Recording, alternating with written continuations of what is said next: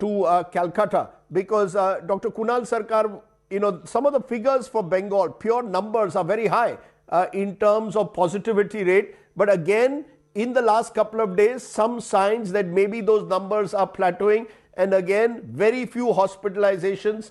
Am I getting that sense that even in Kolkata, there is hope that maybe the worst is over? Rajdeep, just a quick comment on what Brahma Mukherjee was saying about tracking this third wave.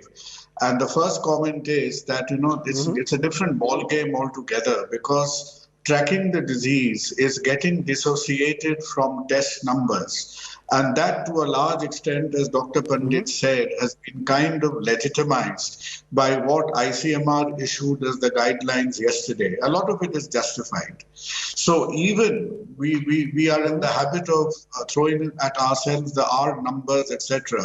R numbers, which are proportionately calculated from the active cases, is also going to be increasingly fallacious. So I think we need to, and India does not have a symptom tracker.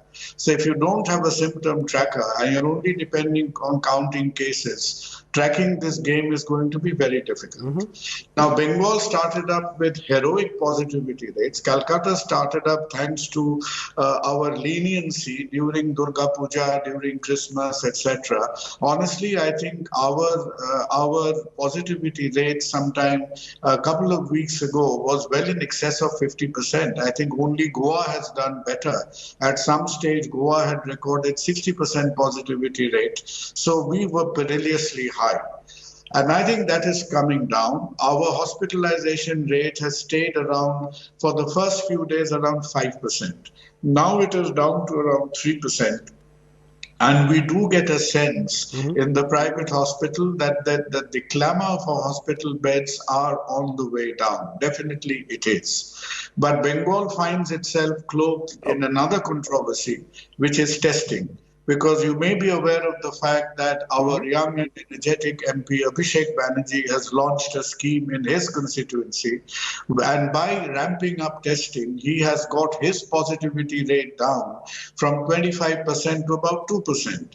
But what that has meant is that 60% of the tests have been done in one Lok Sabha constituency, whilst the rest of the state is not doing very cleverly as far as testing rates are concerned.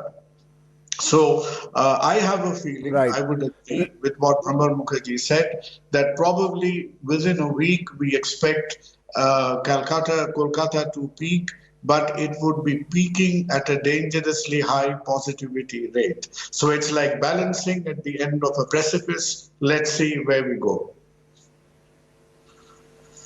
Let me turn to Chennai. Dr. J. Radhakrishnan, Health Secretary, Tamil Nadu, is joining us. Dr. Radhakrishnan, give us a sense of where Chennai and indeed Tamil Nadu stand at the moment in combating Omicron.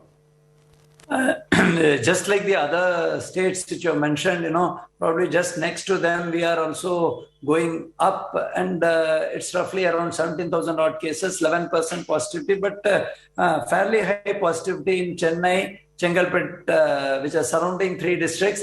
And generally what happens in the first 2 waves also, subsequently the southern districts catch up and gradually it goes to western districts. So that's the kind of figure. But I generally tend to agree with all the other panelists that, this time it is, we need to focus not on the numbers which gets thrown up, but what's the level of hospitalization. And Chennai's, Tamil Nadu, generally the tendency of hospitalization is higher.